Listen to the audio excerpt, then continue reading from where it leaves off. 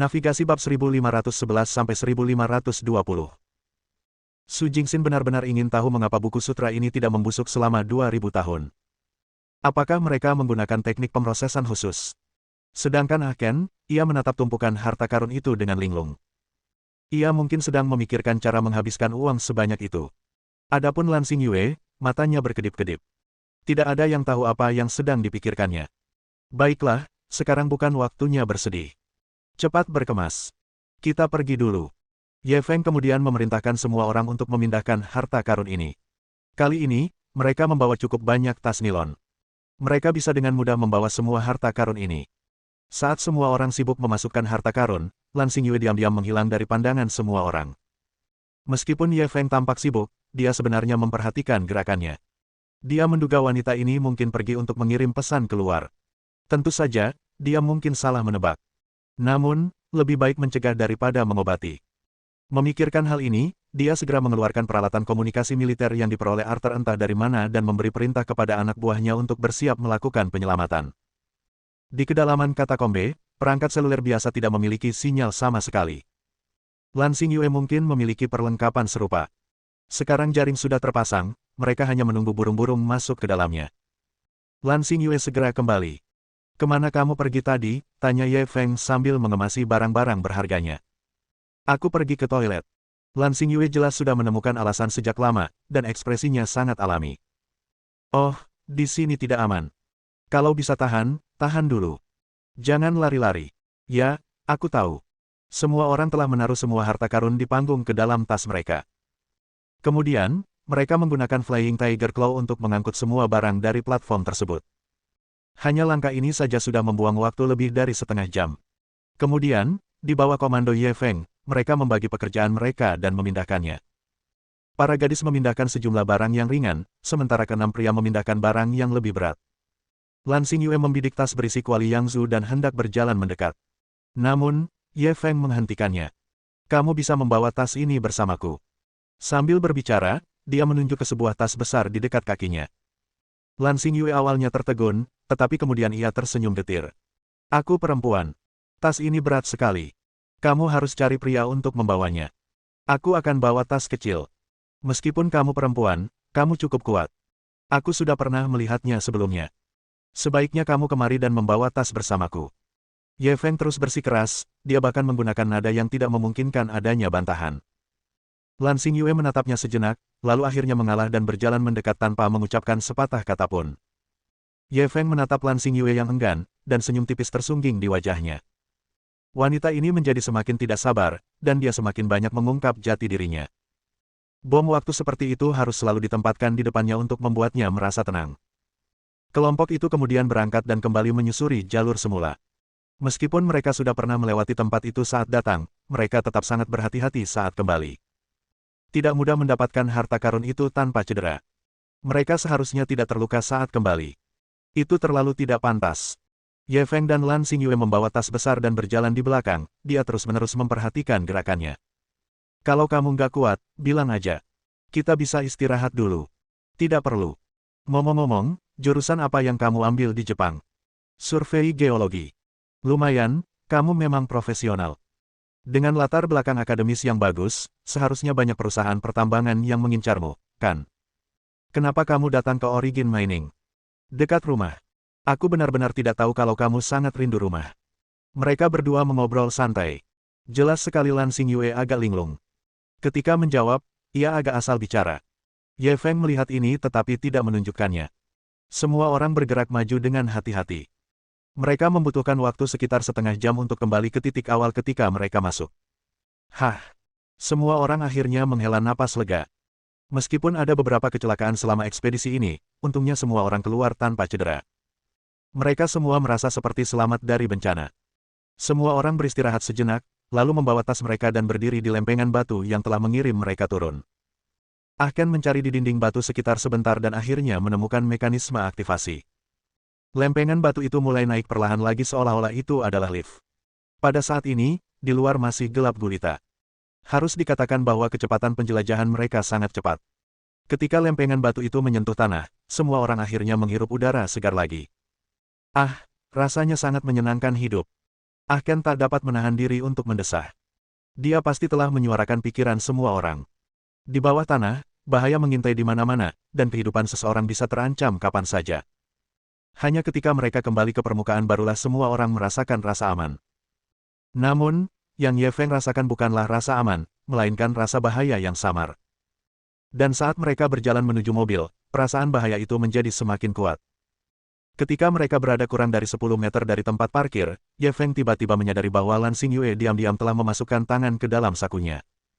Tindakan ini sangat tidak biasa. Tas yang mereka bawa penuh dengan banyak barang berat, beratnya sekitar 200 pon. Sangat sulit untuk mengangkatnya dengan kedua tangan, tetapi dia masih mampu mengangkatnya dengan mudah hanya dengan satu tangan. Rincian ini mengungkap terlalu banyak hal. Wow, aku tidak menyangka kau sekuat ini. Ye Feng berpura-pura terkejut dan berteriak. Ekspresi Lan Xingyue sedikit berubah, dan tangan yang tersembunyi di sakunya tiba-tiba berhenti bergerak. Ye Feng meletakkan tasnya dan perlahan mendekatinya.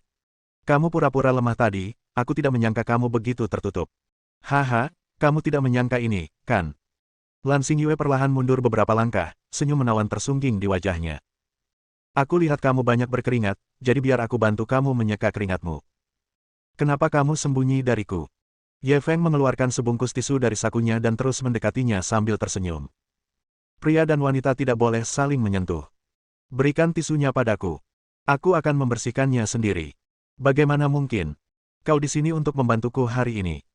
Sudah sepantasnya aku membantumu menyeka keringatmu. Keduanya, yang satu mundur dan yang lain maju, telah berjalan beberapa meter jauhnya. Ah Ken dan yang lainnya mengira mereka berdua hanya main-main dan tidak menanggapinya dengan serius. Su Jingxin bahkan merasa tindakan Ye Feng terlalu sembrono. Namun, pada saat ini, sesuatu yang tidak terduga terjadi. Ye Feng yang awalnya tersenyum, tiba-tiba mempercepat langkahnya dan menyerbu ke arah Lan Xingyue. Satu tangan mencengkeram tangan yang ada di sakunya, sedangkan tangan yang lain mencengkeram lehernya. Dia sudah ahli di puncak kekuatan internal, jadi seberapa cepat kecepatannya. Lagi pula, mereka berdua sangat dekat. Kalau orang biasa, dia pasti mudah ditangkap. Namun kali ini, dia meleset. Bab 1512. Haruskah kita terus bertindak? Lan Xingyue tertegun sejenak sebelum ia segera mundur. Dalam sekejap mata, ia telah mundur 4 hingga 5 meter. Kecepatan ini sungguh menakjubkan. Pada saat Ye Feng menyerang, dia tidak 100% yakin bahwa ada sesuatu yang salah dengannya. Namun saat ini, dia yakin. Wanita ini memang mata-mata. Kecepatan reaksi dan kekuatan ledakan yang ia tampilkan dalam sekejap setidaknya berada pada tahap tengah kekuatan internal. Dengan keahliannya, tak ada orang lain yang dapat menandinginya kecuali dia. Sementara Ye Feng terkejut, Lan Xingyue juga terkejut. Dia merasa penyamarannya sudah sangat bagus. Baik itu penampilannya selama misi eksplorasi terakhir atau penampilannya selama ekspedisi ini, semuanya sempurna. Secara logika, dia tidak mungkin diekspos. Tetapi Ye Feng masih melihat identitasnya di saat-saat terakhir. Atau dapat dikatakan bahwa dia sudah lama mengetahui maksudnya, tetapi dia masih menahan diri. Hal ini membuatnya bingung. Bagian mana yang salah? Sebenarnya kemampuan aktingnya sangat bagus, setidaknya itulah yang dipikirkan Ye Feng. Jika dia tidak bertemu Jiang Xiaoyan dalam perjalanan untuk mengundangnya di bawah bimbingan navigasi peluang, dia mungkin tidak akan meragukan Lan Xingyue. Hanya dapat dikatakan bahwa dia masih harus mengandalkan sistem pada saat kritis. Ah Ken, Su Jingxin, Fuma Jianwu, dan 4 anggota pasukan serigala langit lainnya membelalak kaget. Mereka tidak tahu apa yang telah terjadi. Mengapa kedua orang ini tiba-tiba mulai bertengkar? Ye Feng, kenapa kau tiba-tiba menyerangku? Lan Xingyue menatap Ye Feng dengan panik. Kita sudah sampai di tahap ini. Apa kita masih harus terus berakting? Bibir Ye Feng melengkung membentuk senyum dingin, ia tanpa ampun mengungkap penyamarannya. Lan Xingyue menatapnya lama dan akhirnya menghela napas. Bisakah kau memberitahuku kapan kau mengetahuinya? Dia akhirnya melepaskan penyamarannya dan memperlihatkan warna aslinya. Pada saat ini, tubuh Lan Xingyue memancarkan aura dingin. Meskipun sebelumnya dia tampak dingin dan acuh tak acuh, dia hanya bisa dianggap sebagai orang yang serius. Akan tetapi, rasa dingin yang dirasakannya sekarang tidak disertai emosi dan membawa sedikit niat membunuh. Niat membunuh semacam ini pasti diperoleh melalui pembantaian yang tak terhitung jumlahnya. Kecuali Ye Feng, semua orang tercengang. Mereka tidak pernah menyangka bahwa teman yang selama ini bersama mereka ternyata adalah manusia serigala. Di malam yang gelap, itu membuat mereka menggigil. Jika aku bilang kalau aku sudah melihat sisi gelapmu sejak awal, apakah kamu akan sedih? Ye Feng tersenyum tipis, sulit untuk mengatakan seberapa benar kata-katanya. Mustahil. Aku sudah menyamar dengan sangat baik. Aku tidak menunjukkan kekurangan apapun. Bagaimana kau bisa menemukanku? Lan Xingyue jelas tidak bisa menerima kenyataan ini, dan suaranya sedikit sedih.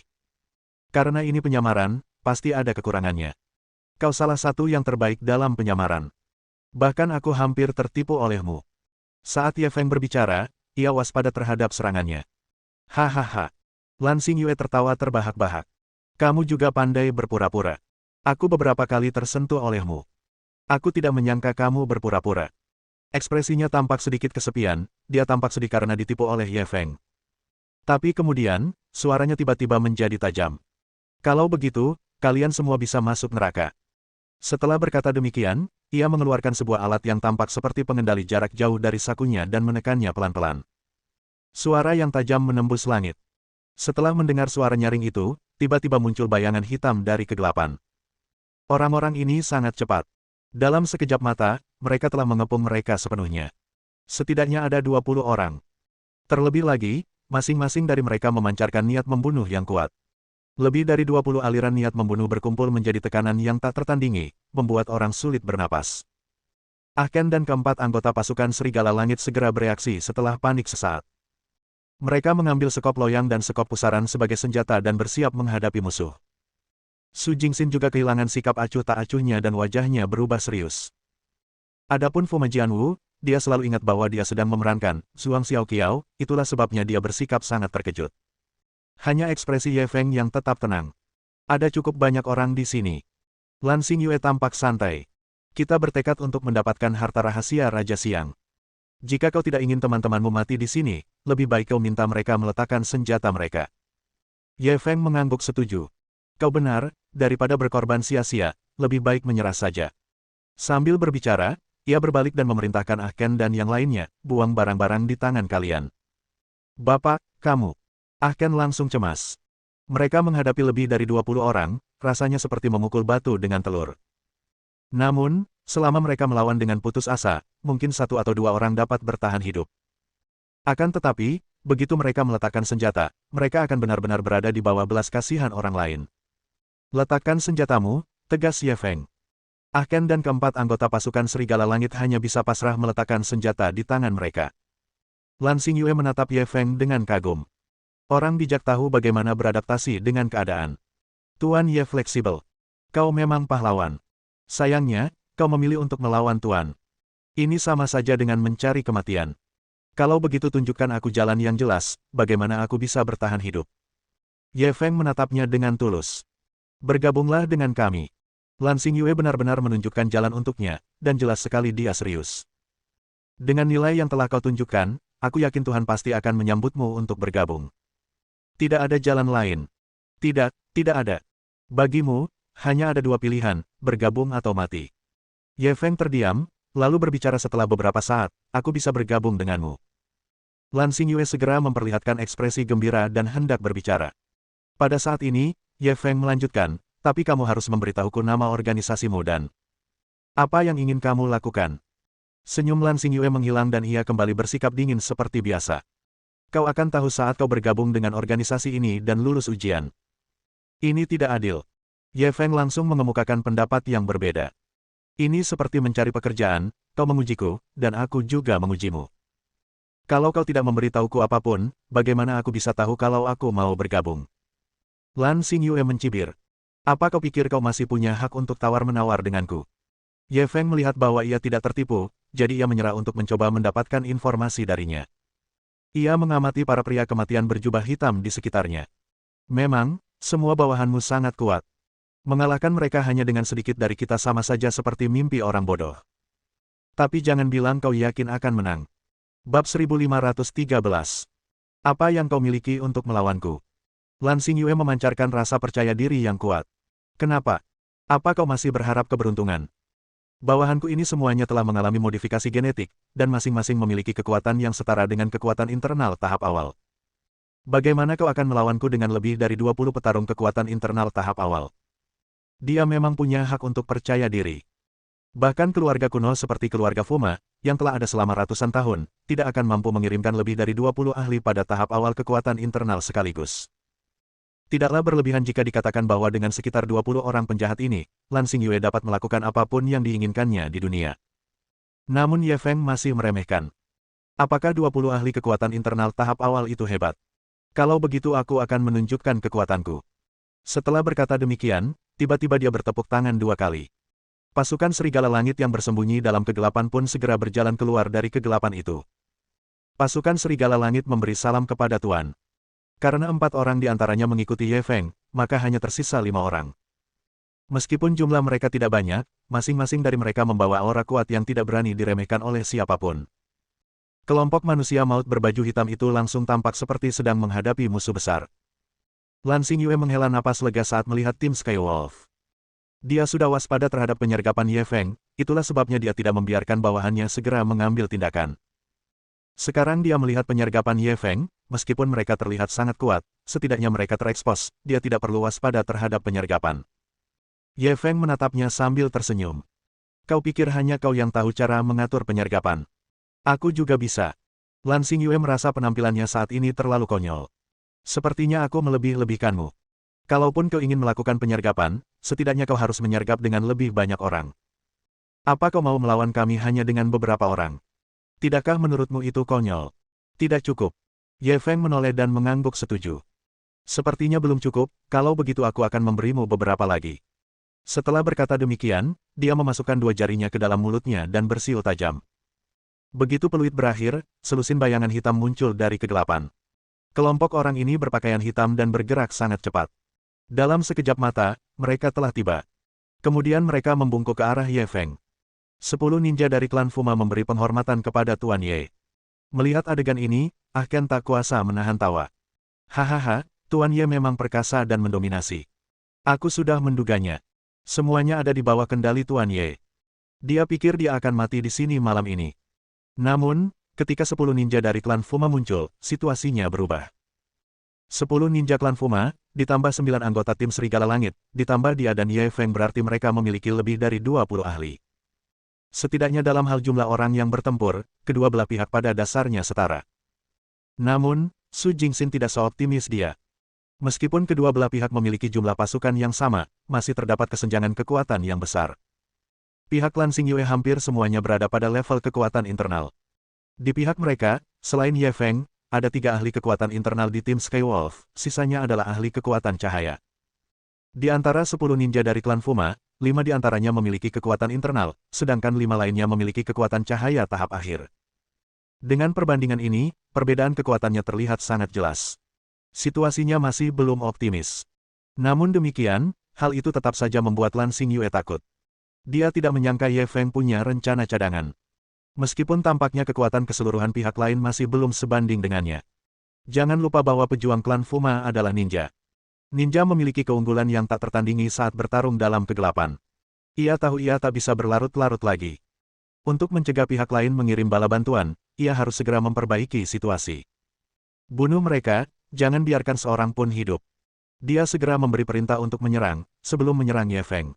Pertempuran besar akan segera terjadi. Sekitar 20 orang prajurit kematian berpakaian hitam semuanya menghunus pedang mereka.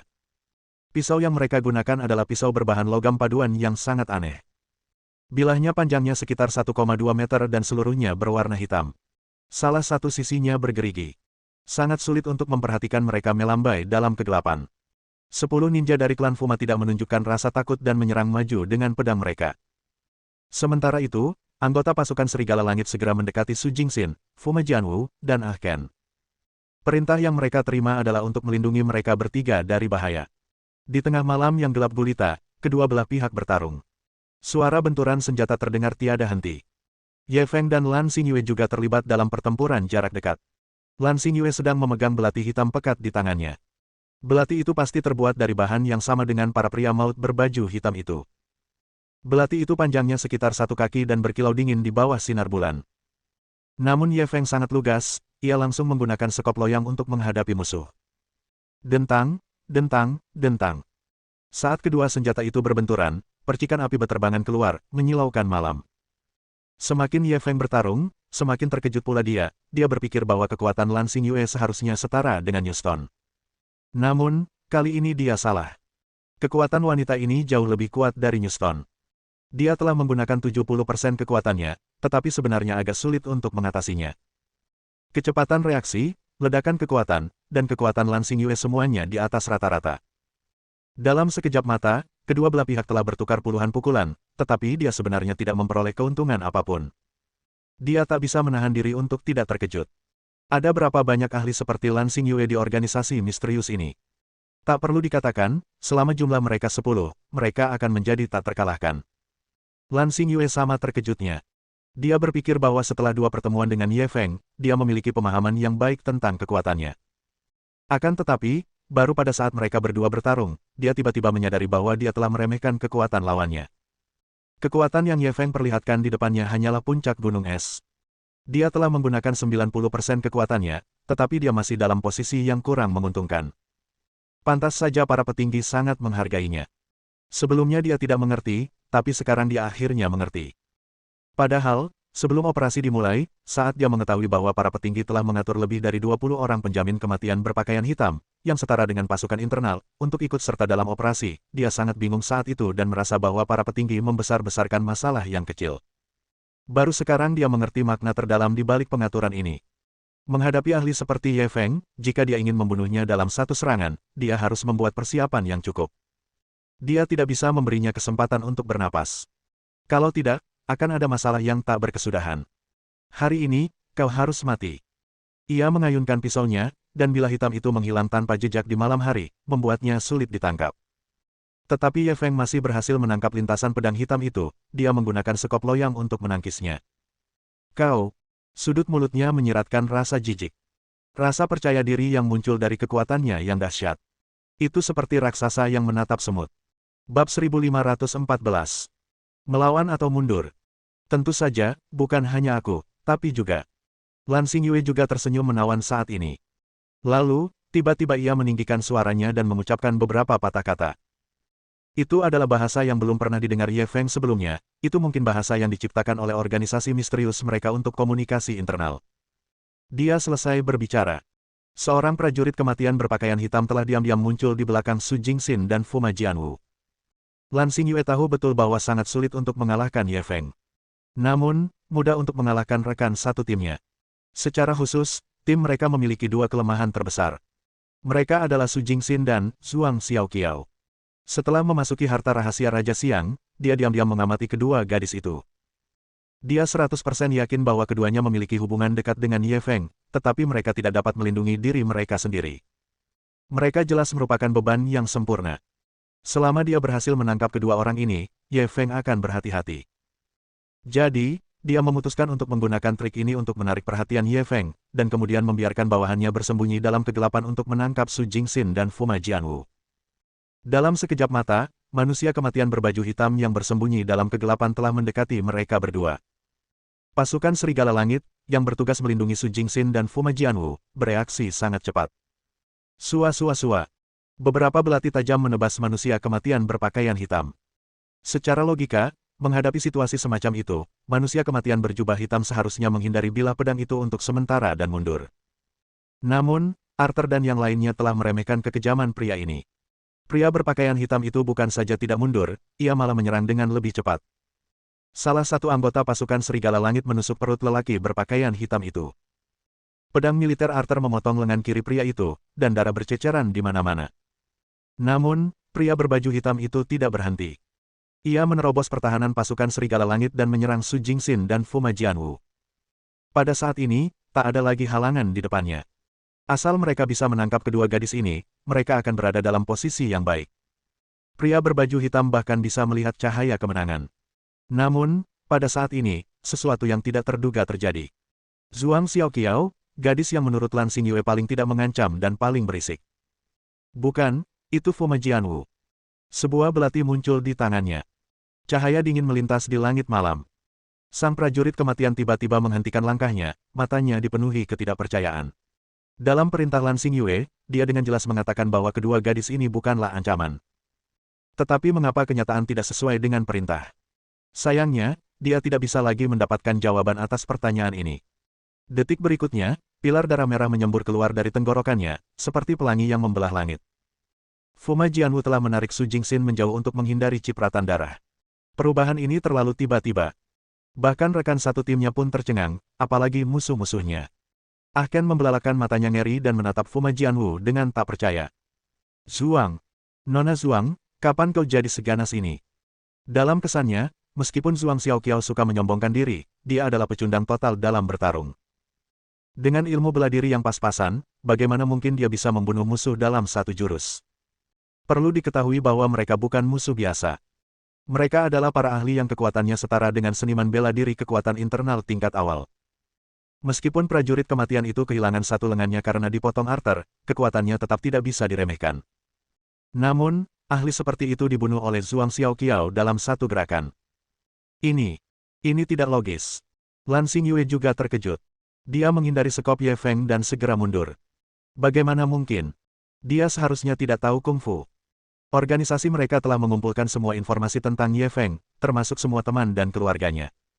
Di antaranya adalah informasi tentang Zhuang Xiaoqiao. Meskipun gadis ini memiliki latar belakang yang kuat, dia tidak bisa melindungi dirinya sendiri. Ditambah dengan pengamatannya yang cermat terhadap gadis di dalam harta karun rahasia, dia hampir 100% yakin akan hal ini. Namun, hasil ini jauh melampaui harapannya. Kapan Zhuang Xiaoqiao menjadi begitu ganas? Apakah menurutmu ada kemungkinan dia bukan Zhuang Xiaoqiao? Ye Feng tidak melanjutkan serangannya, dia tersenyum dan melambaikan sekop loyang 2 kali. Dia meminta Fuma Jianwu untuk berperan sebagai Zhuang Xiaoqiao sebagai langkah iseng. Tujuan utamanya adalah mencegah Zhuang Xiaoqiao mengambil risiko dan mungkin membingungkan Lan Xingyue. Namun, dia tidak menyangka kalau tindakan iseng itu akan menimbulkan akibat yang tidak diharapkan di saat genting seperti ini. Fuma Jianwu mengandalkan penyamarannya untuk mendapatkan pembunuhan pertama malam ini. Seorang ahli yang kekuatannya sebanding dengan kekuatan-kekuatan internal tahap awal dibunuh olehnya begitu saja. Bukan Zhuang Xiaoqiao. Lalu siapa dia? Lan Xingyue tertegun, dia tidak mengerti apa yang dimaksud Ye Feng. Ye Feng berbalik dan menjentikkan jarinya ke arah Fuma Jianwu. Biarkan Nona Lan melihat wajah aslimu. Ya, guru. Fuma Jianwu menjawab sambil tersenyum. Ia lalu mengambil pembersih riasan dan mulai mengoleskannya ke wajahnya. Sesaat kemudian, wajah kecil nan imut yang sama sekali berbeda dari Zhuang Xiaoqiao muncul di hadapan semua orang. Fuma Jianwu. Mata Ah Ken hampir keluar. Dia tidak pernah menyangka bahwa Zhuang Xiaoqiao, yang telah bepergian bersama mereka, akan menjadi Fuma Jianwu dalam sekejap mata. Drama semacam ini di mana orang yang hidup diubah sungguh mengasyikkan. Lan Xingyue pernah membaca tentang Fuma Jianwu sebelumnya dan mengetahui bahwa dia adalah putri dari klan ninja di Jepang. Saat misi eksplorasi dimulai, dia masih bingung, mengapa Fuma Jianwu yang selalu berada di sisi Ye Feng tidak ikut serta. Namun, saat itu ia tidak menganggapnya serius. Ia menganggapnya hanya detail kecil. Namun, keberhasilan atau kegagalan seringkali bergantung pada detail kecil. Karena kelalaiannya, dia telah menyebabkan kematian seorang pejuang kematian yang telah dia besarkan dengan biaya yang sangat mahal. Dialah yang bertanggung jawab atas pengorbanan manusia maut ini. Pada saat ini, dia sudah merasakan sedikit kegelisahan di lubuk hatinya. Metode Ye Feng yang tak ada habisnya membuatnya merasa semakin tidak nyaman. Orang ini jelas telah membuat banyak persiapan untuk menghadapi mereka. Pertama, pasukan serigala langit dan para ninja yang bersembunyi di kegelapan. Sekarang, Fuma Jianwu yang menyamar sebagai Zhuang Xiaoqiao. Siapakah yang tahu kalau dia punya trik lain? Pada saat ini, pilihan sulit diletakkan di depannya. Melawan atau mundur? Kau memang lebih licik dari yang kukira. Aku punya firasat bahwa jika kami tidak bisa membunuhmu hari ini, kau akan menjadi ancaman besar bagi kami di masa depan. Lan Xingyue segera memutuskan untuk membunuh Ye Feng dengan cara apapun. Bab 1515. Kartu Trump terakhir. Belum terlambat untuk memahami ini sekarang. Ye Feng masih tersenyum, dia sama sekali tidak menatapnya. Niat membunuh Lan Xingyue semakin kuat. Hari ini, kita akan mengakhiri ini untuk selamanya. Mari kita lihat siapa yang akan tertawa terakhir.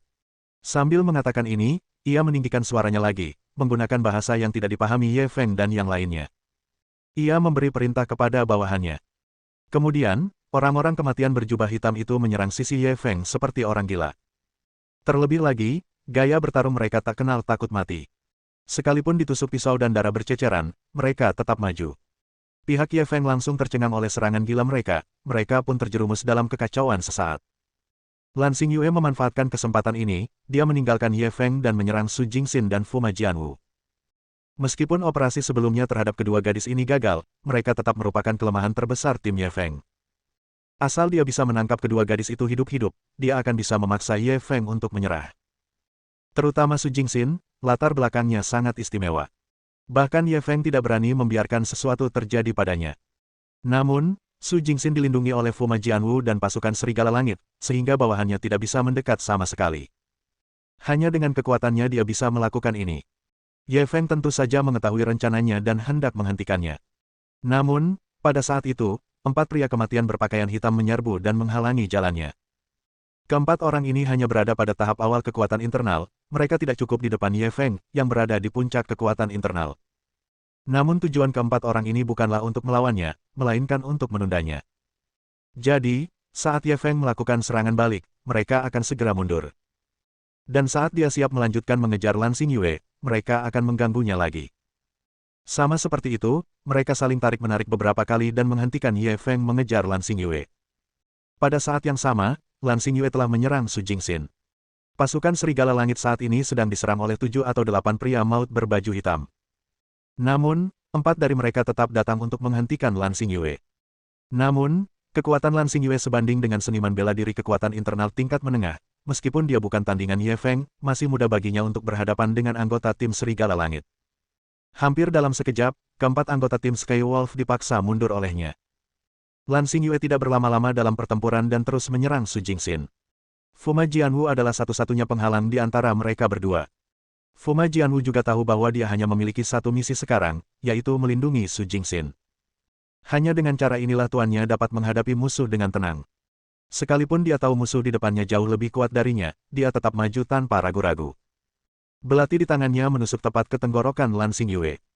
Ia telah mengerahkan seluruh kekuatannya dalam tebasan ini. Ia telah melepaskan kecepatan, akurasi, dan kekejaman hingga ke titik ekstrim. Hampir mencapai batasnya. Sayangnya, dia menghadapi Lan Xingyue, yang jauh lebih kuat darinya. Lan Xingyue hanya sedikit menekuk pinggangnya dan menghindari serangan penuhnya. Pada saat yang sama, ia mengulurkan tangan kanannya dan meraih pergelangan tangannya. Fuma Jianwu melonggarkan cengkeramannya pada belati di tangan kanannya, dan belati itu jatuh ke tangan kirinya pada detik berikutnya. Namun, Lan Xingyue sudah mengantisipasi serangan musuh. Tangan kirinya bergerak kemudian dan menangkap pergelangan tangan kirinya lagi. Kali ini, dia tidak memberi Fuma Jianwu kesempatan lagi. Sebuah kekuatan besar tiba-tiba meletus. Belati itu diarahkan ke perut Fuma Jianwu. Reaksi Fuma Jianwu cepat. Ia langsung mundur selangkah, tetapi ia masih tertusuk oleh bilah pedang itu. Kemudian, Lan Xingyue menepuk bahunya dan melemparkannya keluar. Jika Lan Xingyue mengejarnya dan memberinya serangan telapak tangan lagi, Fuma Jianwu pasti akan mati. Namun, targetnya saat ini bukanlah Fuma Jianwu melainkan Su Jingxin. Pada saat ini, tak ada lagi halangan di antara keduanya. Dia hanya selangkah lagi untuk menangkap Su Jingxin dan memaksa Ye Feng menyerah. Namun, saat dia hendak bergerak, perasaan terancam tiba-tiba menyergap hatinya. Tidak bagus. Dia segera mundur. Namun, ia masih terlambat selangkah. Sebuah peluru telah menembus pergelangan tangannya, dan darah mengucur deras. Gawat. Mereka punya penembak jitu. Lan Xingyue terkejut, meskipun dia curiga Ye Feng menyembunyikan seseorang dalam kegelapan, dia tidak menyangka itu adalah seorang penembak jitu. Dia tidak akan pernah menyangka bahwa Ye Feng memiliki identitas lain, seorang ahli yang direkrut khusus dalam tim keamanan. Dengan identitas ini, rasanya setara dengan memiliki pedang kekaisaran.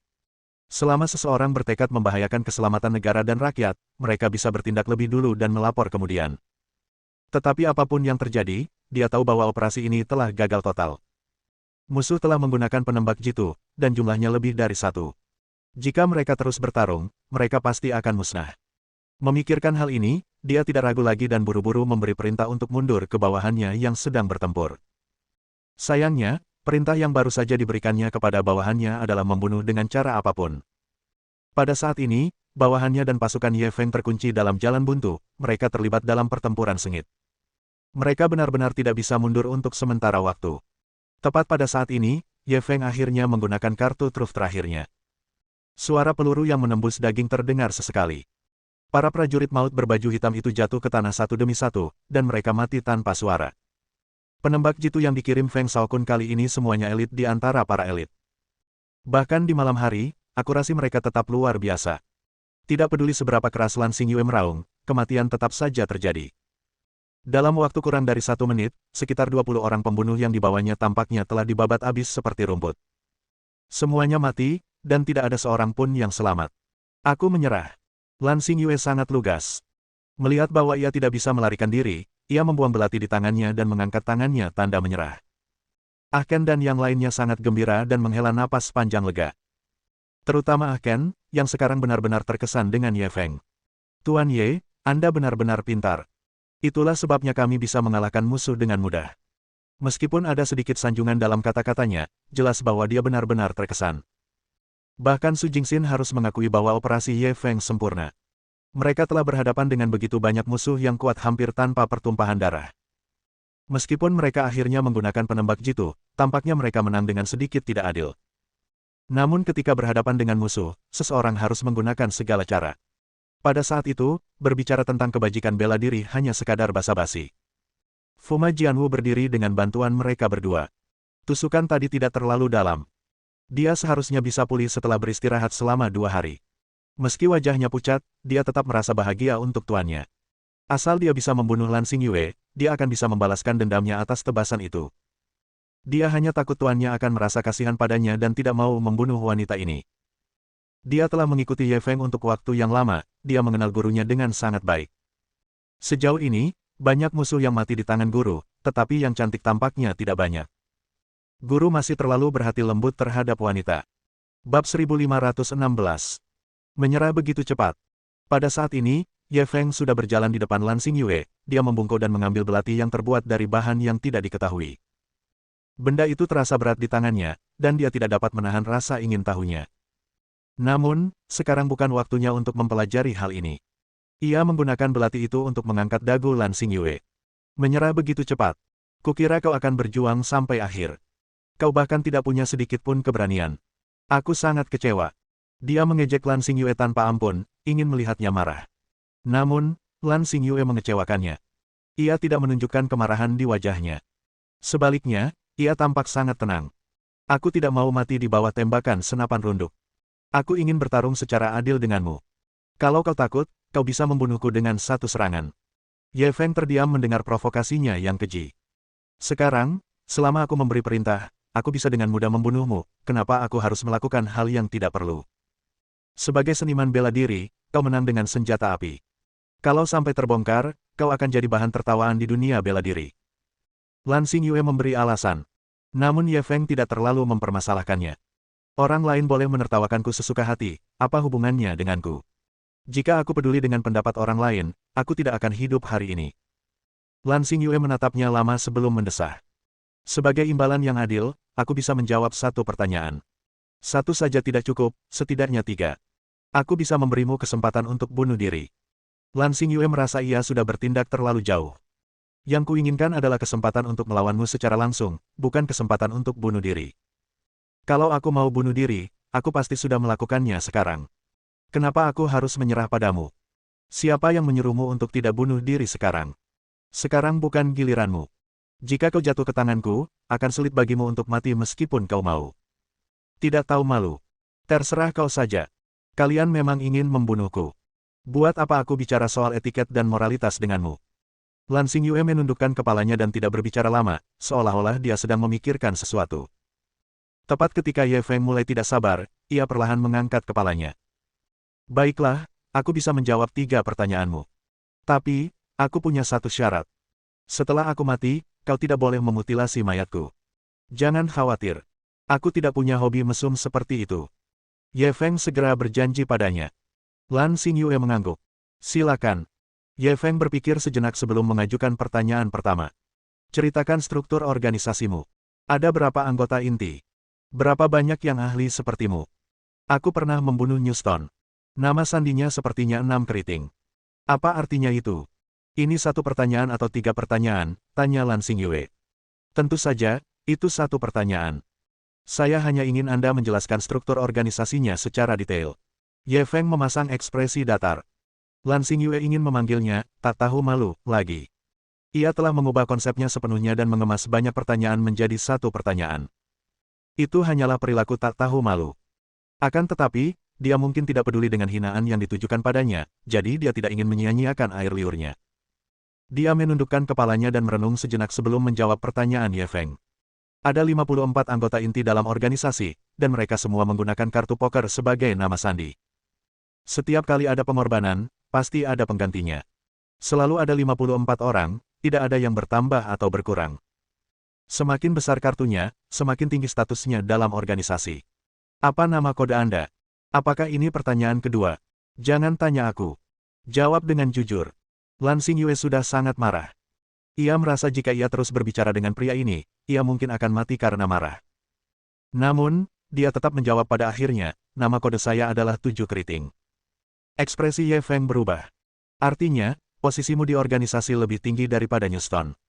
Lan Xingyue tidak dapat mengingat berapa banyak pertanyaan yang diajukannya, jadi dia mengangguk dengan kesal. Sebenarnya ini sesuai dengan harapan. Karena Lan Xingyue jauh lebih kuat daripada Newstone, wajar jika dia memiliki status lebih tinggi darinya. Dia mengangguk puas. Selanjutnya, mari kita ajukan pertanyaan kedua. Lan Xingyue mengerutkan bibirnya. Dia sedang membicarakan pertanyaan kedua. Siapa yang tahu pertanyaan yang mana ini? Berapa banyak orang yang dimodifikasi secara genetik di organisasi Anda? Ye Feng menanyakan pertanyaan yang paling ingin ia tanyakan. Jika ada sejumlah besar orang yang dimodifikasi secara genetik dalam organisasi ini, itu akan menjadi masalah yang merepotkan. Namun jawaban Lan Xingyue di luar dugaannya. Aku tidak tahu. Kamu tidak tahu, atau tidak mau menjawab. Ye Feng curiga dia sengaja menyembunyikannya. Saya benar-benar tidak tahu. Pembagian kerja di dalam organisasi sangat jelas. Jika bukan wewenang mereka, mereka tidak boleh menanyakannya, atau mereka akan dihukum berat. Saya khawatir hanya Tuhan yang tahu jumlah pasti orang yang dimodifikasi secara genetik. Dia mungkin tahu bahwa jawaban ini tidak akan memuaskan Ye Feng, jadi dia hanya bisa menambahkan kalimat lain. Saya hanya bisa memberitahu Anda bahwa tidak semua orang di organisasi ini dimodifikasi secara genetik. Maksudmu organisasimu juga punya seniman bela diri? Apakah ini pertanyaan ketiga? Tidak, ini pertanyaan kedua. Lan Xingyue ingin mengutuk, tetapi siapa yang memintanya jatuh ke tangan pihak lain? Sebesar apapun kebencian yang ia pendam, ia hanya bisa menekannya. Benar. Ini karena tidak semua orang cocok untuk modifikasi genetik. Akan lebih baik jika orang tersebut belum pernah berlatih seni bela diri sebelumnya. Hanya dengan begitu tingkat keberhasilannya akan lebih tinggi. Dan semakin tinggi tingkat kultivasi seni bela diri seseorang, semakin sulit modifikasinya. Oleh karena itu, organisasi tidak memaksa semua orang untuk menjalani modifikasi genetik. Sambil mengatakan ini, ia menatap Ye Feng dalam-dalam. Jika kau bergabung dengan kami sekarang, kau tidak perlu menjalani modifikasi genetik, kau masih bisa mempertahankan kultivasimu saat ini. Bahkan, kau bisa mempertimbangkannya. Dengan kekuatanmu, kau pasti akan mendapatkan status yang sangat tinggi di organisasi. Berhenti. Ye Feng buru-buru mengangkat tangannya untuk menyela. Kau sudah diambang kematian, tapi kau masih tidak lupa memanggilku untuk menyerah. Sepertinya kau masih sangat setia pada organisasi ini. Lan Xingyue hanya bisa menghela napas. Akhirmu takkan baik jika kau melawan organisasi. Kau hanya akan berjalan di jalan yang semakin sempit. Haha, kalian tidak perlu khawatir tentang itu. Saat Ye Feng mengatakan ini, tatapannya tiba-tiba berubah tajam. Pertanyaan ketiga, apa yang kalian semua ingin lakukan? Lan Xingyue terdiam lebih lama kali ini. Langit di timur berangsur-angsur terang, menandakan kegelapan akan segera berakhir. Wajah Lan Xingyue sudah diselimuti cahaya. Jika dia bukan musuh, dia pasti masih sangat cantik saat ini. Ada apa? Tidak tahu. Atau kau tidak mau memberitahuku? Ye Feng melihat dia terdiam begitu lama, ia mulai tidak sabar. Lan Xingyue mengalihkan pandangannya dari ufuk timur. Aku hanya tahu bahwa misi utama organisasi ini sekarang adalah mencari barang antik terbaik di dunia. Mengenai motifnya, aku tidak tahu. Bab 1517. Akhiri sendiri. Kau benar-benar tidak tahu. Ye Feng menatapnya tajam, mencoba menilai apakah kata-katanya benar atau salah. Aku benar-benar tidak tahu. Lan Xingyue memilih untuk menatap matanya dengan ekspresi tegas. Ye Feng menatapnya lama sebelum akhirnya mengalihkan pandangannya. Pertanyaan terakhir, apa nama organisasimu? Lucunya bahwa dia telah bertarung melawan organisasi misterius ini begitu lama, tetapi dia masih tidak tahu nama organisasi ini. Bapak Ye yang terhormat, saya sudah menjawab 3 pertanyaan. Mohon maaf, saya tidak akan menjawab lagi. Kali ini, Lan Xingyue tidak memilih untuk berkompromi. Sebaliknya, ia berargumen dengan akal sehat. Kamu harus menjawab. Ye Feng sama sekali tidak menyembunyikan ancamannya. Namun, Lan Xingyue memalingkan wajahnya dan tidak mengatakan sepatah kata pun. Ye Feng melihat bahwa ancamannya tidak ada gunanya, dia tahu bahwa dia tidak bisa meminta apa-apa lagi, jadi dia melemparkan belati di depannya. Akhiri sendiri. Mendengar kata-kata Ye Feng, Fuma Jianwu menghela napas lega. Kali ini, guru sangat membantu dan tidak menunjukkan belas kasihan. Ken, di sisi lain, diam-diam merasa kasihan. Lan Xingyue bisa dibilang sangat cantik di antara 10.000 wanita. Dari segi penampilan, ia tak kalah cantik dengan wanita cantik seperti Su Jingxin dan Fuma Jianwu. Mati begitu saja sungguh suatu hal yang sia-sia. Tuan Ye juga sangat jujur. Tidak bisakah dia mengalaminya sebelum membiarkannya bunuh diri? Akan tetapi, dia hanya berani memikirkan pikiran kotor seperti itu di dalam hatinya. Jika dia berani memberi Ye Feng ide buruk seperti itu, apalagi Lan Xingyue, Su Jingxin dan Fuma Jianwu mungkin akan memotong-motongnya. Lan Xingyue mengambil belati yang telah menemaninya selama bertahun-tahun. Belati ini telah merenggut nyawa banyak orang. Siapa yang tahu bahwa belati ini akan digunakan untuk mengakhiri hidup tuannya suatu hari? Ia perlahan mengangkat kepalanya, menatap Ye Feng dengan tatapan rumit. Sejujurnya, ada beberapa momen di mana aku benar-benar jatuh cinta padamu. Lebih dari 20 orang memandang Ye Feng dengan aneh. Berhenti, Ye Feng buru-buru menyela. Kalau kau ingin menggunakan cara ini untuk membingungkanku, maka kau mungkin salah perhitungan. Aku tidak akan pernah menunjukkan belas kasihan kepada musuhku. Lan Xingyue menggelengkan kepalanya. Aku tidak mencoba menggoyahkanmu. Aku hanya ingin bilang, karena kita sudah lama saling kenal, jangan hancurkan tubuhku. Dia menegaskan permintaannya lagi. Ye Feng mengangguk. Aku janji. Lan Xingyue akhirnya tersenyum, dan senyumnya sangat menawan. Dia perlahan mengangkat kepalanya dan menatap langit cerah, seolah ingin memantulkan adegan terakhir ini ke dalam jiwanya. Kamu Feng, selamat tinggal. Ia bergumam pada dirinya sendiri, lalu tiba-tiba meraih belati itu dan menusukkannya ke jantungnya. Darah mengalir deras dari gagangnya. Ada rasa sakit dan keengganan di wajahnya. Pada akhirnya, saat tubuhnya ambruk, segalanya kembali sunyi. Semua orang yang hadir menyaksikan adegan ini dengan tenang, dan sebuah kalimat muncul di hati mereka pada saat yang bersamaan. Kamu wanita cantik, bagaimana mungkin kamu menjadi pencuri? Keindahan yang tak tertandingi berakhir seperti ini. Sungguh menyedihkan. Ye Feng berjalan mendekat untuk memeriksa tanda-tanda vitalnya, jantungnya telah berhenti berdetak, dan tubuhnya menjadi dingin. Dia tidak dapat menahan perasaan emosionalnya. Lan Xingyue bunuh diri di depannya, dan mustahil baginya untuk tidak merasakan emosi. Bagaimanapun juga, menghancurkan hal-hal indah selalu tak tertahankan. Tetapi siapa yang memintanya menjadi anggota organisasi misterius yang namanya masih belum diketahuinya? Sekarang ia hanya punya satu keyakinan. Selama orang itu berasal dari organisasi itu, ia akan membunuhnya tanpa ampun. Menyingkirkan semua rasa kasihan dan penyesalannya, dia berbalik untuk melihat tim Skywolf dan para ninja keluarga Fuma, serta para penembak jitu yang bersembunyi dalam kegelapan. Terima kasih atas bantuanmu hari ini, Ye Feng sangat berterima kasih. Baik tim Serigala Langit maupun ninja klan Fuma, mereka merasa sedikit malu atas rasa terima kasih Ye Feng. Sebenarnya, mereka tidak mengerahkan banyak tenaga hari ini. Mereka hanya menunda sementara serangan balik para pria maut berpakaian hitam. Selain Fuma Jianwu, mereka tidak membunuh satupun manusia kematian. Orang-orang ini sebagian besar dibunuh oleh penembak jitu. Akan tetapi, mereka adalah orang-orang yang telah meraih kemenangan penuh, sehingga mereka pun bangga akan hal itu. Ye Feng meninggalkan tim Skywolf untuk membersihkan tempat kejadian. Mayat-mayat ini masih perlu dikonfirmasi oleh tim keamanan sebelum dapat dikirim ke krematorium. Ini terutama untuk mencegah Ye Feng menggunakan kekuatannya untuk membunuh orang yang tidak bersalah. Ye Feng secara pribadi pergi bersama Su Jingxin, Fuma Jianwu, Ken, dan juga harta karunnya.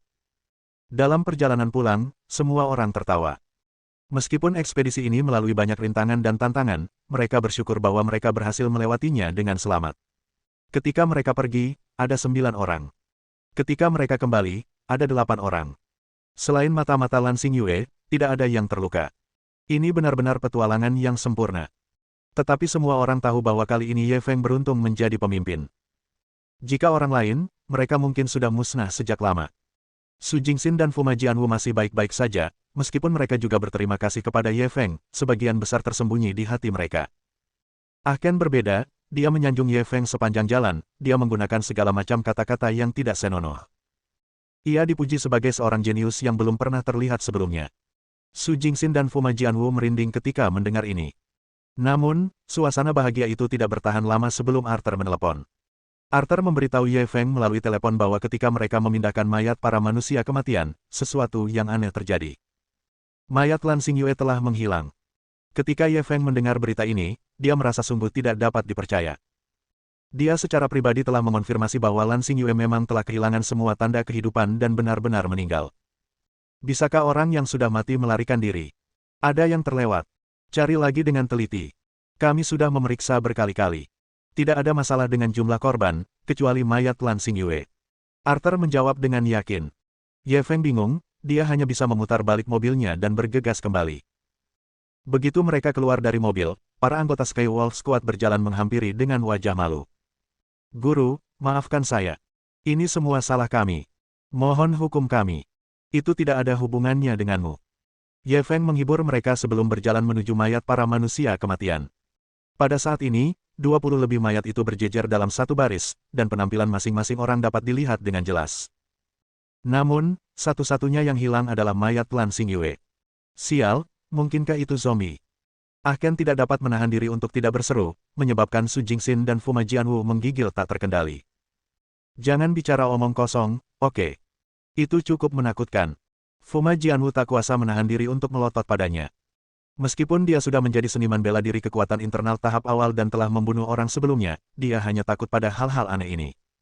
Ah Ken merasa dirugikan oleh omelannya. Kalau bukan zombie, apa lagi? Bab 1518.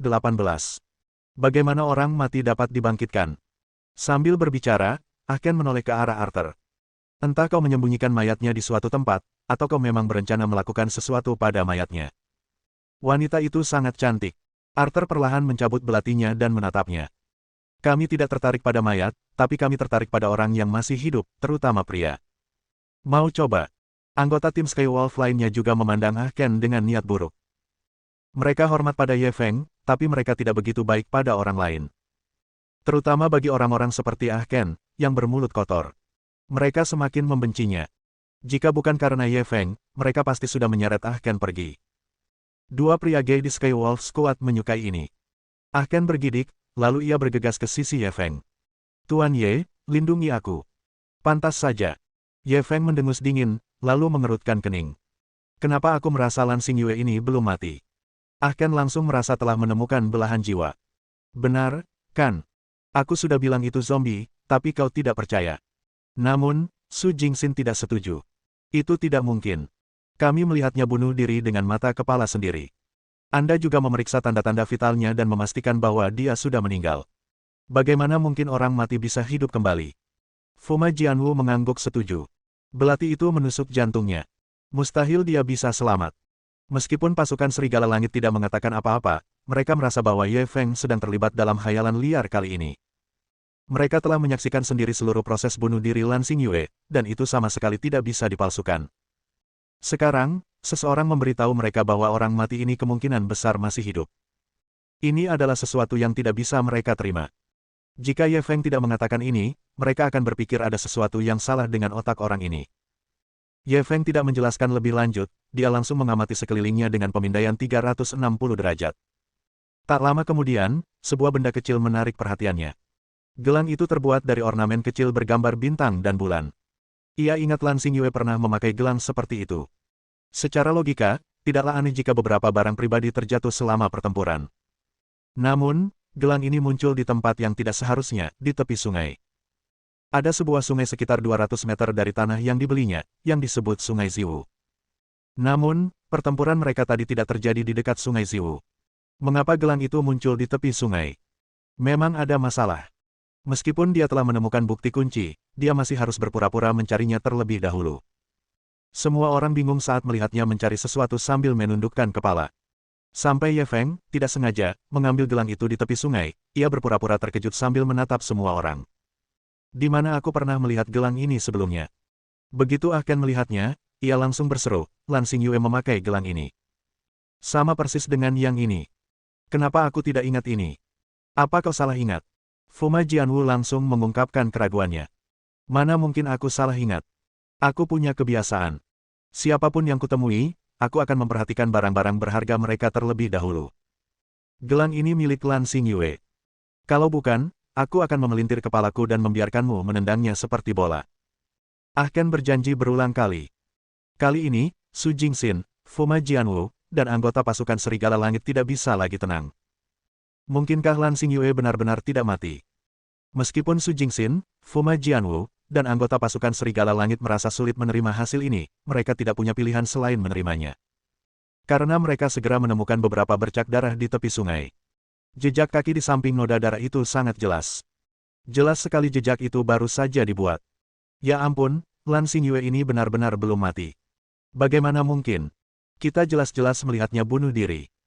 Fuma Jianwu tak dapat menahan diri untuk berseru keras, wajahnya pucat karena ketakutan, dia menggenggam tangan Ye Feng erat-erat dan tidak mau melepaskannya.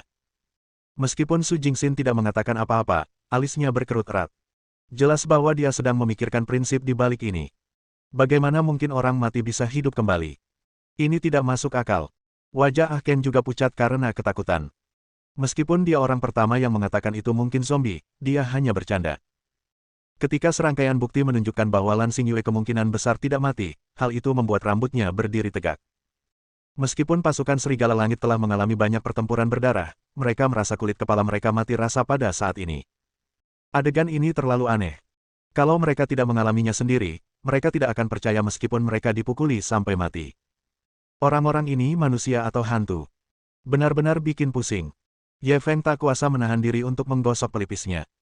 Ini adalah pertama kalinya dia menghadapi situasi seperti itu, dan dia merasa tidak percaya. Meskipun Newstone pernah dihidupkan kembali sebelumnya, situasinya berbeda. Newstone sengaja menciptakan ilusi bahwa mobilnya terbalik dari jembatan, tetapi kenyataannya, dia sudah melarikan diri. Kemudian, Ye Feng secara pribadi membunuhnya, tetapi tidak ada yang bertentangan dengan logika ilmiah. Namun, pemandangan hari ini membuatnya merasa sungguh aneh. Seseorang bunuh diri di depannya dan secara pribadi dikonfirmasi meninggal olehnya. Dia dibangkitkan. Ini sungguh konyol.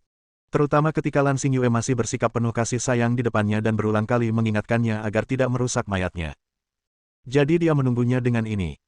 Tiba-tiba dia merasa malu dan marah, seolah-olah dia telah ditipu. Seperti yang diharapkan, semakin cantik seorang wanita, semakin baik ia dalam berbohong. Untuk sesaat, semua orang terdiam. Tidak seorang pun tahu harus berkata apa. Bahkan Ah Ken, yang biasanya suka melontarkan komentar jenaka, kini linglung. Ia tak bisa menemukan kata-kata untuk meredakan suasana. Akhirnya, Ye Feng yang berbicara lebih dulu. Tidak apa-apa, meskipun dia bangkit, lalu kenapa? Kalau kita bisa membunuhnya sekali, kita bisa membunuhnya untuk kedua kalinya. Kalau dia berani muncul, aku akan membunuhnya lagi. Su Jingxin menggelengkan kepalanya. Kalau dia dibangkitkan, dia akan bersembunyi dan tak akan menunjukkan wajahnya lagi. Menghindari tombak terbuka itu mudah, tapi bertahan melawan panah di kegelapan itu sulit. Aku khawatir dia akan lebih sulit dihadapi daripada sebelumnya. Yang lainnya mengangguk setuju. Musuh yang bersembunyi dalam kegelapan lebih menakutkan daripada musuh yang terlihat di permukaan. Tidak seorang pun tahu kapan mereka akan melompat keluar dan memberimu pukulan fatal. Ye Feng tersenyum acuh tak acuh. Memangnya kenapa kalau dia bersembunyi di kegelapan?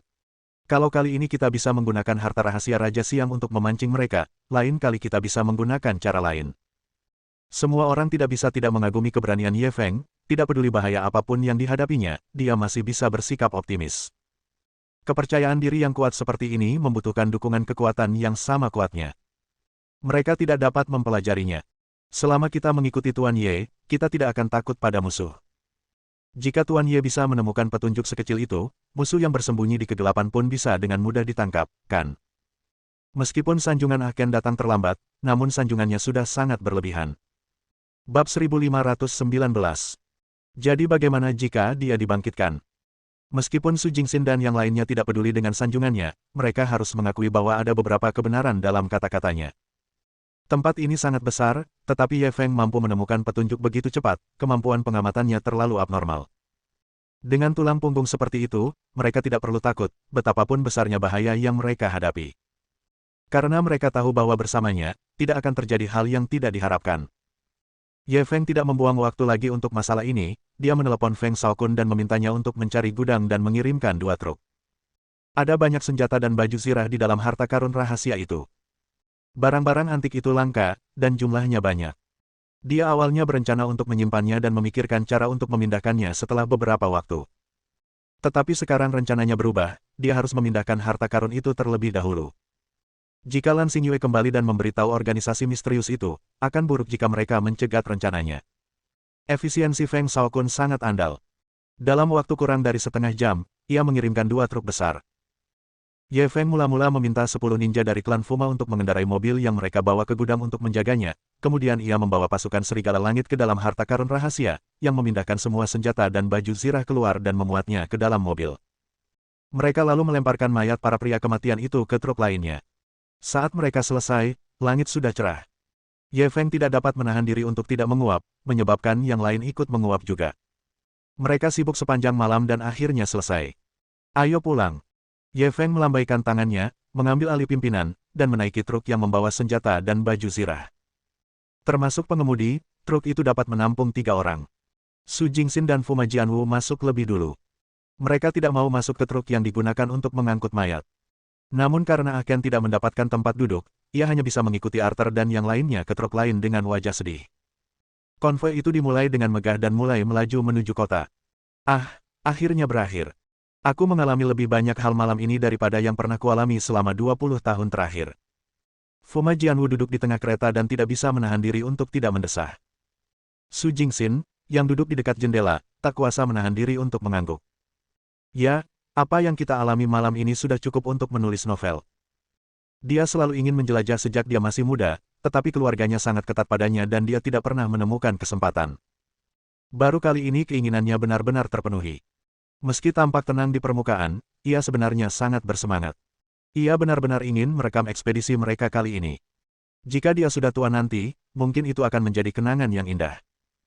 Ye Feng tidak emosional seperti mereka, dia hanya ingin segera membawa barang-barang ini ke gudang dan kembali tidur nyenyak. Sayangnya, seringkali segala sesuatunya tidak berjalan sesuai keinginan. Pertama, mereka menjalani petualangan, dan kemudian pertempuran besar, Ye Feng dan yang lainnya merasa kelelahan. Dia pikir tidak akan ada lagi liku-liku. Namun, setelah mereka bepergian beberapa saat, sesuatu terjadi lagi. Ye Feng sedang mengemudi, dia bisa melihat 7 hingga 8 pria berjongkok di kedua sisi jalan. Setelah melihat truknya, orang-orang ini membuang puntung rokok mereka, bangkit, dan berjalan ke tengah jalan, menghalangi jalan mereka. Su Jingxin dan Fuma Jianwu yang tertidur segera terbangun. Ada apa? Fuma Jianwu menggosok matanya yang mengantuk dan melihat keluar dengan bingung. Kami mengalami perampokan. Ekspresi Su Jingxin sangat tenang. Dia yang paling lemah di antara mereka, tetapi mentalnya paling kuat. Bahkan saat dia dikepung oleh orang-orang kematian berbaju hitam, dia bisa tetap tenang. Ini adalah sesuatu yang bahkan Ye Feng kagumi. Meskipun dia sudah sangat kuat, dia kadang-kadang merasa bingung. Dia harus mengagumi seseorang seperti dia yang tidak memiliki kekuatan tetapi masih bisa mencapai hati yang tenang. Fuma Jianwu langsung terdiam. Meskipun pencuri-pencuri ini tidak mengancam mereka, mereka seperti segerombolan lalat. Mereka tidak menggigit, tetapi menjijikkan. Jika ini Jepang, dia pasti ingin membawa pisau dan membunuh semua orang ini. Namun ini adalah Cina, dan dia tidak ingin menimbulkan masalah bagi tuannya. Ketika Ye Feng berada 3 hingga 4 meter dari orang-orang ini, dia perlahan menghentikan truknya. Keluar dari truk. Seorang pria parubaya berjenggot mengetuk pintu truk, memberi isyarat agar mereka keluar. Ye Feng menatap kedua gadis itu, memberitahu mereka agar tidak bertindak gegabah, lalu dia keluar dari mobil terlebih dahulu. Ketika para perampok melihat Su Jingxin dan Fuma Jianwu, mata mereka berbinar. Mereka mungkin belum pernah melihat wanita secantik itu di dunia nyata. Nak, kamu lumayan beruntung dengan wanita, ya. Kenapa kamu bawa 2 wanita cantik? Pria bercambang itu juga menatap kedua gadis itu dengan rakus, tetapi ia segera mengalihkan pandangannya dan membentak bawahannya di belakangnya, apa-apaan kalian semua lihat? Apa kalian belum pernah melihat wanita sebelumnya? Hehe, Kak, kita sudah sering melihat wanita, tapi belum pernah melihat wanita secantik ini. Bagaimana kalau kita tarik kedua gadis ini ke semak-semak dan bercinta sebelum kita mulai bekerja? Seorang antek segera menyarankan. Para antek lainnya juga menatap cambang itu dengan penuh harap. Jelas, mereka punya pikiran yang sama. Pria bercambang itu melotot ke arah mereka. Sekelompok idiot yang berpikir pakai penis. Apa kalian tidak punya ambisi? Kami hanya merampok uang, bukan perempuan. Ini prinsip kami. Setelah diberi ceramah olehnya, para anteknya masih menatap Su Jingxin dan Fuma Jianwu, tetapi mereka sementara menahan pikiran jahat mereka. Dapat dilihat bahwa lelaki berjenggot ini mempunyai wibawa yang tinggi di kalangan perampok. Kakak, kamu teliti sekali. Ye Feng mengacungkan jempol pada cambang itu, lalu mengeluarkan sebungkus rokok Huasi dari sakunya dan memberikan satu kepada masing-masing perampok. Saat para perampok melihat rokok Huasi, mata mereka kembali berbinar. Lumayan, bisnismu lumayan besar, iya. Kamu masih sanggup merokok. Pria berjenggot itu menempelkan rokok di hidungnya dan menciumnya, wajahnya penuh kenikmatan. Ye Feng berinisiatif menyalakan rokok untuknya, sambil tersenyum. Hah, aku cuma cari nafkah. Biasanya aku nggak sanggup beli rokok ini, jadi aku cuma menunjukkan baktiku pada saudara-saudaraku. Ketika pria bercambang itu mendengar kata-katanya, ia tak kuasa menahan tawa. Mulutmu manis sekali, nak. Apa isi truk itu? Tidak banyak, hanya beberapa perabotan jelek. Ye Feng berbohong. Buka dan lihatlah. Pria berjenggot itu menghisap rokoknya. Pria ini punya kapasitas paru-paru yang besar. Sekali hisapan, sebagian besar rokoknya langsung terhisap. Ye Feng terus tersenyum meminta maaf. Kakak, kami sedang terburu-buru untuk melapor, jadi tidak usah repot-repot mencarinya. Sambil berbicara, ia mengeluarkan setumpuk uang tunai dari sakunya. Jumlahnya sekitar 2.000 yuan. Gunakan uang ini untuk membeli rokok bagi saudara-saudara kita. Biarkan kami pergi saja. Dia benar-benar tidak ingin ada masalah. Kalau bisa diselesaikan dengan uang, itu yang terbaik. Bab 1520. Selalu ada orang nakal yang ingin menyakitiku. Pria bercambang itu melirik uang tunai di tangan Ye Feng dan menunjukkan ekspresi serakah. Lumayan, kamu cukup murah hati. Sepertinya kamu punya harta karun di mobilmu. Sekarang aku semakin ingin melihatnya. Sambil berbicara, dia melambaikan tangannya ke arah bawahannya. Rombongan bawahan itu pun segera menyerbu dan hendak membuka bagasi. Ye Feng buru-buru menghalangi jalan semua orang. Saudara-saudara, tolong beri aku sedikit muka. Hehe, kau pikir kau siapa? Kenapa aku harus memberimu muka? Saat si Deburn berbicara, tangan kanannya bergetar dan sebilah pisau tajam keluar dari lengan bajunya. Adapun bawahannya, semuanya memperlihatkan senjatanya. Pisau tajam itu dingin dan menggigil, membuat orang bergidik. Dua perampok bahkan sengaja mengacungkan pisau di depan Su Jingxin dan Fuma Jianwu untuk membuat mereka panik. Namun, mereka kecewa karena kedua gadis itu bersikap acuh tak acuh. Su Jingxin lebih tenang dari Ye Feng, bagaimana dia bisa takut dengan pemandangan sekecil itu. Fuma Jianwu telah mengalami berbagai macam kejadian besar. Baginya, melihat keangkuhan sekelompok orang ini seperti orang dewasa yang menonton kartun. Ia merasa itu kekanak-kanakan dan konyol. Ini pertama kalinya para perampok mengalami kemunduran di depan gadis-gadis. Mereka langsung mengamuk karena malu dan mulai meringis dengan berbagai ekspresi ganas. Mereka bahkan meraung-raung seperti binatang buas. Namun, kedua gadis itu masih sangat tenang, seolah-olah mereka sedang melihat sekelompok badut. Sudahlah. Kalau kau tidak mau mati, cepat buka truknya. Kalau tidak, aku akan menusukmu. Pria bercambang itu mengayunkan pisau tajamnya beberapa kali untuk menakuti Ye Feng. Ye Feng tidak dapat menahan diri untuk tidak mendesah. Dia sebenarnya tidak ingin lagi melakukan pembunuhan massal, tapi selalu saja ada orang idiot yang datang untuk mencari kematian. Hal ini membuat keadaannya sangat sulit baginya. Pada saat ini, mobil lain meraung dan truk Arthur menyusul. Karena kedua truk itu merupakan target yang terlalu besar, agar tidak menarik perhatian, Ye Feng meminta Arthur dan yang lainnya untuk menjaga jarak di antara mereka sebelum mengejar. Ketika kawanan perampok itu melihat truk lain mendekat, mereka bagaikan serigala lapar yang mencium bau darah. Mereka semua melolong. Beberapa orang segera mengepung Arthur dan yang lainnya. Truk Arthur juga dihentikan, dan mereka keluar dari truk setelah dimarahi oleh para perampok. Selain Arthur dan Ahken, ada juga seorang anggota pasukan Serigala Langit di dalam truk. 7 anggota lainnya berdesakan di belakang gerbong bersama mayat-mayat itu, jadi mereka mungkin tidak tahu apa yang terjadi di luar. Kakak, ada apa? Ahken melirik Ye Feng, dia memiliki pemahaman kasar tentang situasinya. Dia menduga Tuan Ye tidak ingin menimbulkan masalah lagi, jadi dia pun tersenyum pada si Deburn. Ya ampun, kita mengalami masalah besar hari ini. Surga memberi kita rezeki nomplok. Bahkan ada orang asing. Si Deburn menghampiri Arthur sambil membawa pisau dan memberi isyarat 2 kali. Namun di mata Arthur, keterampilannya menggunakan pisau seperti permainan anak-anak. Akan menyanjung jika mengatakan bahwa dia pamer di depan seorang ahli. Kalian saling kenal. Cambang itu menunjuk ke arah Ye Feng dan bertanya pada Arthur. Arthur menatapnya tanpa berkata sepatah kata pun. Ia yakin bisa membunuh pria nekat ini dalam sedetik. Namun tanpa perintah Ye Feng, dia tidak berani membuat keputusan apapun. Aku tidak mengenalnya. Ahkenlah yang menjawab untuknya. Tidak masalah kalian saling kenal atau tidak. Karena kita bertemu di sini hari ini sudah takdir. Buka kereta kalian dan biarkan aku melihat apa yang kalian tarik. Si Deburn berkata sambil membuka pintu kereta. Namun, Arthur mengangkat tangannya dan menghalangi jalannya. Ekspresinya masih dingin. Apa maksudmu? Apa kau mencoba melawan kami? Si Deburn tak kuasa menahan diri untuk menggodanya ketika mereka melihatnya seperti ini. Para antek di belakangnya juga tertawa kurang ajar. Menurut pendapat mereka, dua truk Ye Feng hanya berisi 6 orang, dan 2 di antaranya adalah wanita. Bukan saja mereka tidak akan membantu, tetapi bahkan mungkin menjadi penghalang. Mereka berjumlah 8 orang, dan semuanya memegang senjata di tangan. Mudah bagi mereka untuk menghabisi keempat pria ini. Perlawanan Arthur menggelikan di mata mereka. Jangan pikir hanya karena kau orang asing, kami tak berani menusukmu. Percayalah, ini Tiongkok. Masa-masa ketika iblis asing merajalela di negara kita sudah berlalu selamanya. Dulu, kau mencuri begitu banyak hal dari negara kita.